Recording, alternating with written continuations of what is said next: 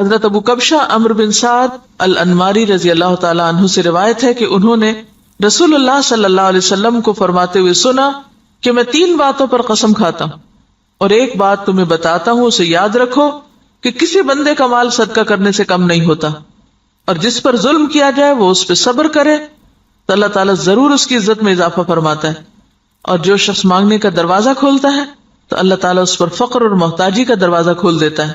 اور ایک بات میں تمہیں بتاتا ہوں، پس اسے یاد رکھو، دنیا میں 4 قسم کے لوگ ہیں۔ ایک وہ بندہ جسے اللہ نے مال اور علم عطا کیا، پھر وہ ان کے بارے میں اللہ سے ڈرتا ہے اور رشتہ داروں سے حسن سلوک کرتا ہے، اور ان میں جو اللہ کا حق ہے اسے پہچانتا ہے، اور یہ شخص جنت کے سب سے افضل درجوں میں ہوگا، بہت اونچا۔ اور وہ بندہ جسے اللہ نے علم تو دیا مگر مال نہیں دیا، بس وہ سچی نیت رکھتا ہے اور کہتا ہے اگر میرے پاس مال ہوتا تو یقیناً میں بھی فلاں آدمی کی طرح عمل کرتا، اور فلاں سے مراد اس کی اوپر والی کیٹیگری ہے کہ جس شخص کو اللہ نے مال اور علم دونوں دیے، بس اس کی نیت یہ ہے تو اس کا اور پہلے شخص کا اجر برابر ہے، وہ بھی درجوں کے اعتبار سے قیامت کے دن بلند ترین درجوں میں ہوگا۔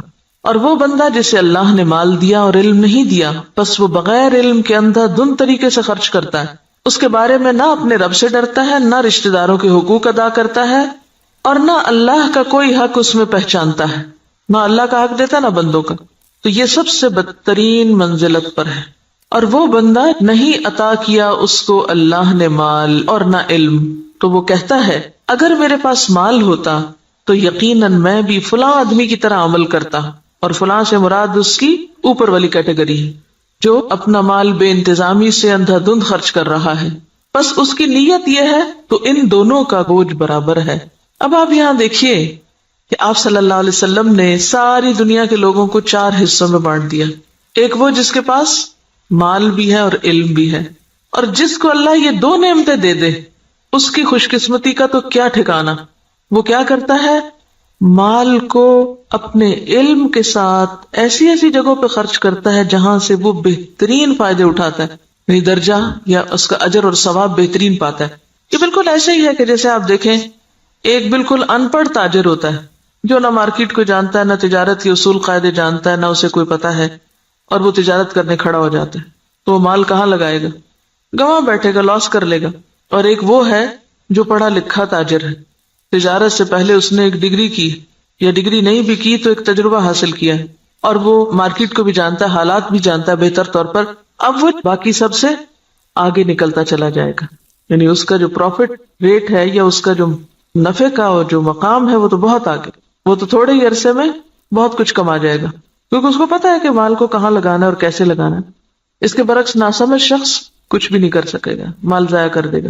جیسے دنیا میں علم والے مال کو بہتر طور پر استعمال کرنا جانتے ہیں، اسی طرح دین کے علم کے ساتھ بھی انسان اپنے مال کی یا منی مینجمنٹ جو ہے اس کی بہترین حسن تدبیر کرتا ہے اور بہترین جگہوں پر خرچ کرتا ہے۔ مثلا بظاہر عام لوگوں کو وہ ایک چھوٹا سا کام نظر آتا ہے، یہ چھوٹی سی نیکی نظر آتی ہے، لیکن اس کے نزدیک وہ بہت بڑی نیکی ہوتی ہے اور وہ سوچ سمجھ کے خرچ کرتا ہے۔ ایسا شخص بعض اوقات چھوٹی چھوٹی نیکیوں سے بھی بہت بڑے درجے پاتا ہے، ذرے سے بھی وہ اجر عظیمہ کماتا ہے، اپنی اچھی نیت کی وجہ سے، اپنے اچھے طریقے کی وجہ سے، سمجھداری کی وجہ سے۔ تو نتیجہ کیا ہوگا؟ قیامت کے دن وہ اعلیٰ ترین مقام پر ہوگا۔ ایک دوسرا شخص ہے، اس کے پاس مال کوئی نہیں لیکن علم ہے، اس علم کی بنا پر وہ یہ سوچ رکھتا ہے کہ اگر کبھی میرے پاس بھی مال آیا تو میں بھی فلاں کی طرح کا، اس کو آئیڈیالائز کر رہا ہے، فلاں کی طرح نیکی کے کام کروں گا، اور یہ اس کی سچی نیت ہے۔ تو نیت کہتے ہیں پکے ارادے کو، نیت خوش خیالی کو نہیں کہتے، یا کسی خوش فہمی کا نام نیت نہیں ہوتا۔ ہم عام طور پر نیت کس کو قرار دیتے ہیں؟ بس ایک خیال آ جانا، وہ بڑی اچھی نیت ہے، اور تھوڑی دیر کے لیے خوش ہو جانا اپنی نیت سے۔ نہیں، نیت محض خیال نہیں، نیت کیا ہے؟ پکا ارادہ، سچا عزم۔ دنیا ادھر کی ادھر ہو جائے اور وہ شخص نہ بدلے، اس کی نیت نہ پھرے، اس کے ارادے نہ بدلیں، حالات کچھ بھی ہو اس کے ارادے نہ بدلیں۔ ہمارا عام طور پہ کیا حال ہوتا ہے؟ جب ہم اللہ سے راضی ہوتے ہیں تو اللہ کی راہ میں بہت کچھ خرچ کرنا چاہتے ہیں، نیکی بھی بڑی کرنا چاہتے ہیں، جب اللہ سے ناراض ہوتے ہیں پھر کیا کرتے ہیں؟ کسی بندے سے ہم راضی ہوتے ہیں تو اس پہ خوب لٹاتے ہیں، اور جب اگر اس بندے سے ناراض ہو جائے تو پھر ہم اس کو کیا دیتے ہیں؟ پھر اس کو آگ کر دیتے ہیں۔ ایسا ہی ہے نا؟ تو یہ سچی نیت ہے، پکا ارادہ نیکی کرنے کا نہیں. پکے ارادے والا کون ہوتا ہے؟ جو کسی کی تعریف، تنقید، حالات کے اچھے یا برے ہونے سے کوئی اثر قبول نہ کرے. جو اس نے نیکی کا ارادہ کیا تھا، ٹھانا تھا، وہ اس پہ جمع رہے کہ میں کسی کی باتوں میں آ کر اپنا کام چھوڑ دوں، کسی کے بہلانے سے، کسی اور دنیا کے حقیر فائدے کی خاطر میں اپنے مشن کو قربان کر دوں. نہیں، وہ احمق و بے وقوف شخص نہیں ہے کہ ایک ہوا کے جھونکے سے ادھر کو اڑ جائے اور دوسرا آیا تو ادھر اڑ جائے. وہ جم کے رہتا ہے اپنے مشن میں، اپنے سوچ میں، اپنے نیکی کا جو ارادہ اس نے کیا اس کو کوئی چیز متزلزل نہیں کرتی. ہمارا حال دیکھیں نا، ہم کئی دفعہ مال خرچ کرنے کا سوچتے ہیں، پھر تھوڑی دیر بعد شیطان آ جاتا ہے اور وہ کیا کرتا ہے؟ نیت خراب کر دیتا. ہوتا ہے نا ایسے کہ نہیں ہوتا کبھی آپ کے ساتھ؟ یہ سچی نیت کوئی نہیں ہوتی. سچی نیت تو وہ ہوتی ہے کہ بس آپ نے کر لی اور اب دنیا ادھر کی ادھر ہو جائے اور آپ نے کرنا ہی کرنا ہے. ایسی نیت اگر کسی کی ہے اور مال نہیں بھی تو اللہ تو نیتوں کو جانتا ہے نا. ہم عام طور پہ کب کہتے ہیں اللہ نیت جانتا ہے میری؟ صرف خود کو کور کرنے کے لیے. ایسے شخص کو اللہ تعالیٰ بغیر کچھ کیے بھی وہی درجہ دے گا جو ایک کرنے والا کر کے لے رہا ہے. محض نیت کی سچائی کی وجہ سے، ارادے کی پختگی کی وجہ سے، خیر پر استقامت کی وجہ سے. تو یہ چیز دین میں بہت ضروری ہے. تیسرا وہ شخص ہے کہ جس کے پاس مال ہے، علم کوئی نہیں. اب یہ الٹ گیا قصہ. پہلے کے پاس علم تھا، مال کوئی نہیں تھا. اب اس کے پاس مال ہے، علم کوئی نہیں. اب وہ کیا ہے؟ بس جدھر اس کی خواہش نفس کہتی ہے، جدھر لوگ کہتے ہیں، جدھر اور لوگ جو کچھ کر رہے ہیں وہ بھی اندھا دھند وہی مال خرچ کرنا شروع کر دیتا ہے، دکھاوے میں، ریاکاری میں اور دنیاوی شہرت کے لیے. اب ظاہر پوچھ ہوگی. آپ کو پتا ہے کہ ابن آدم کے قدم ٹلیں گے نہیں قیامت کے دن جب تک کہ وہ 5 باتوں کے جواب نہ دیتے. اور اس میں سے ایک سوال کیا ہوگا؟ مال کہاں سے کمایا اور کہاں خرچ کیا. یہ پوچھا جائے گا. ایسا نہیں ہے کہ بس آپ چھوڑ دیے جائیں گے کہ اللہ میرا مال تھا، میری مرضی. یہ بات نہیں ہے. مال اللہ کی دی ہوئی ایک امانت ہے آپ کے پاس، اس کو اللہ کی مرضی کے مطابق ہی خرچ کرنا ہے. یہ نہیں کہ اگر آپ کو مال مل گیا تو اختیار بھی مل گیا. منمانی کرنے کا اختیار تو نہیں مل جاتا مال ملنے سے. یہ ملتا ہے ویسے ہم نے لیا ہوا ہے. ہم اپنے مال کو خرچ کرتے وقت کیا ذہن میں رکھ کے خرچ کرتے ہیں؟ میرا مال، میری مرضی، کیا مرضی کرو. کوئی سمجھائے بھی تو ہم کیا کہتے ہیں؟ جہاں جی چاہے اڑاؤں. تم کون ہوتے مجھے کچھ کہنے والے؟ میرے پیسے ہیں نا، جو چاہوں کروں. اور وہ اس کی نیت کیا ہے؟ کوئی اس کی نیت نہیں. خاص طور پر جو حدیث کے الفاظ ہیں نا قابل غور ہیں. لا یصل فیہ رحمہ ولا یعلم للہ فیہ حقا. نہ رشتہ داروں کو دیتا ہے اور نہ اللہ کا حق پہچانتا ہے، نہ فی سبیل اللہ خرچ کرتا ہے. یہ مالدار شخص قیامت کے دن سب سے بدترین جگہ پر ہوگا کہ جس کو اللہ نے دنیا میں مال تو دیا لیکن اس کے بس کوئی سمجھ نہیں ہے کہ اس نے اس کے ساتھ کرنا کیا ہے. اور چوتھا وہ ہے بدقسمت کہ جس کے پاس ہے بھی کچھ نہیں ہاتھ میں لیکن آئیڈیالائز اس کو کرتا ہے. ہی اس تیسرے شخص کو کہ جو غلط جگہوں پہ مال خرچ کر رہا ہے. عام طور پر ہم لوگ کس کی پیروی کرنا چاہتے ہیں؟ اس شخص کی جس کے پاس مال ہے اور وہ نیکی کے راستے میں خرچ کرتا ہے، یا اس کی جس کے پاس مال ہے اور وہ دکھاووں کے لیے خرچ کرتا ہے؟ انڈیا کا کوئی امیر ترین شخص اور وہ کہتا ہے کہ میں کھانا تو 2 وقت کا کھاؤں گا، لیکن اگر کوئی شخص اعلیٰ تعلیم حاصل کرنے کے لیے وظیفہ چاہے تو اپنے مال میں سے اس پہ خرچ کروں گا. تو یہ ایک ایسی مثال ہے نا کہ اس کے پاس ہے بہت کچھ لیکن وہ صرف ذاتی عیاشی میں نہیں اڑا رہا، وہ اعلیٰ مقاصد میں خرچ کر رہا ہے. اور لوگوں کے لیے ایک مثال یہ بھی، اور ایک وہ شخص ہے کہ جس کے پاس ہے اور وہ محض خواہشات کی تکمیل میں اور ذاتی خوشی میں خرچ کر رہا ہے.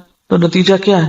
باقی لوگ بھی اس کو آئیڈیالائز کر رہے ہیں اور وہی کچھ کر رہے ہیں. آج آپ دیکھیں کہ ہمارے معاشرے میں جس طرح نمود و نمائش ہو گئی ہے یا اس کے مظاہر جو نظر آتے ہیں، اس کے پیچھے کیا چیز ہے؟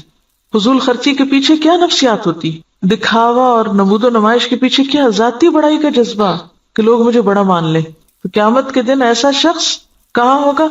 اخبث المنازل اسفل سافلین، وہ سب سے نیچے ہوگا کیونکہ اس نے اللہ کی نعمت کا غلط استعمال کیا.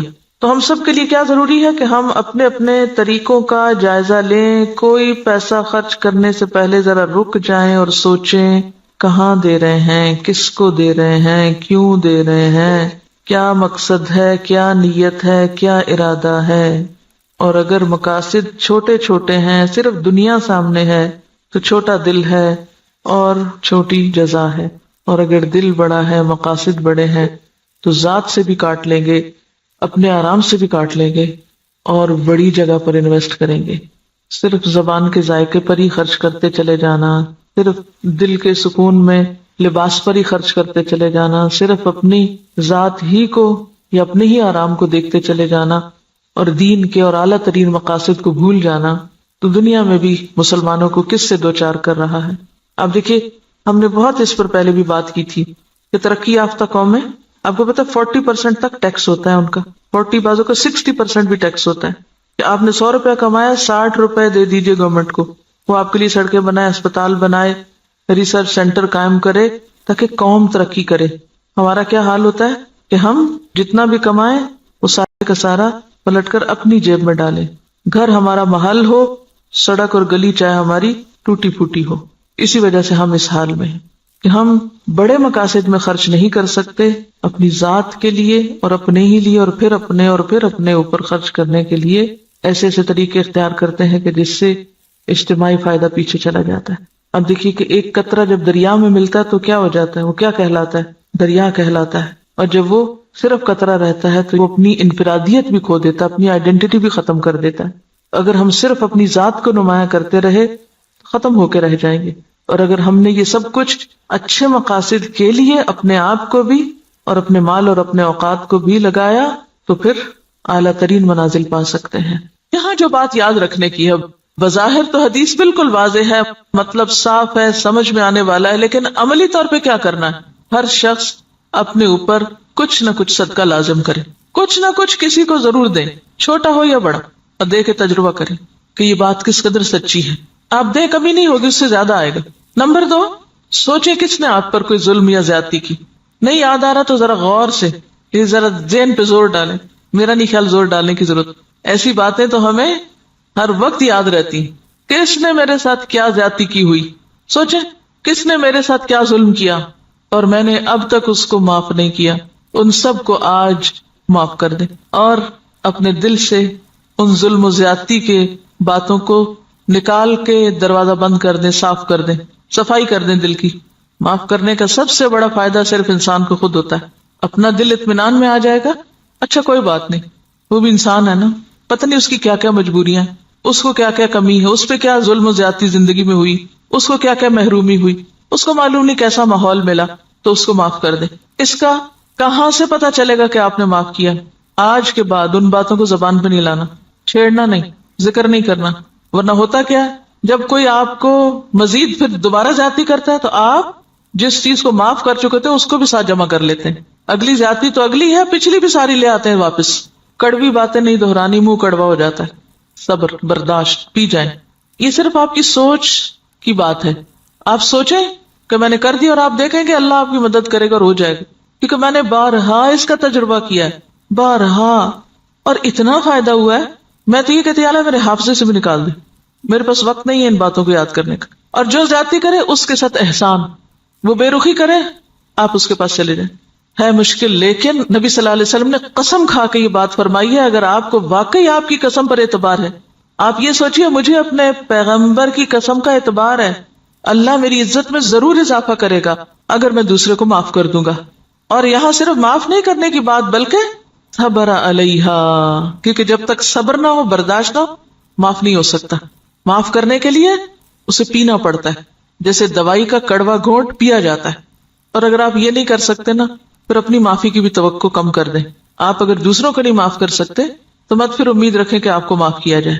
اگر آپ واقعی چاہتے ہیں کہ اللہ آپ کی عزت میں اضافہ کرے، کیونکہ سارے کام تو آپ اپنی عزت ہی بڑھانے کے لیے کر رہے ہوتے ہیں لیکن الٹے کر رہے ہوتے ہیں، تو جو نسخہ نبی صلی اللہ علیہ وسلم نے بتایا ہے اس کو عمل کر کے ایک دفعہ دیکھیں۔ ہے حوصلے کی بات لیکن کر سکتے ہیں، ایسا نہیں کہ کیا نہیں جا سکتا۔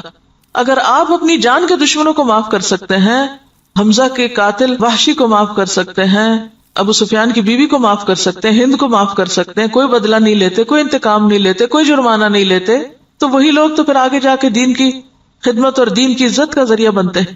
یہ عمل کا وقت ہے۔ اور تیسری چیز، لوگوں سے توقع ہٹا دیں، لوگوں کے سامنے ہاتھ نہ پھیلائیں، لوگوں کا بھروسہ چھوڑ کے اللہ پہ بھروسہ کریں، اللہ کی طرف توجہ کریں، کیونکہ جب انسان لوگوں کے سامنے ہاتھ پھیلانے لگتا ہے، لوگوں پہ توقع رکھنے لگتا ہے، تو نتیجہ کیا نکلتا ہے؟ صرف مایوسی ہوتی، صرف حسرتیں ہی جنم لیتی، لوگوں سے استغنا برتے ہیں۔ کسی شخص کے بارے میں اگر آپ کا علم یقین کی حد تک بھی ہونا کہ یہ شخص میرے لیے برا سوچتا ہے، آپ اچھا سلوک شروع کر دیں، آپ کا حسن اخلاق اس کا ذہن آپ کے بارے میں ضرور بدلے گا۔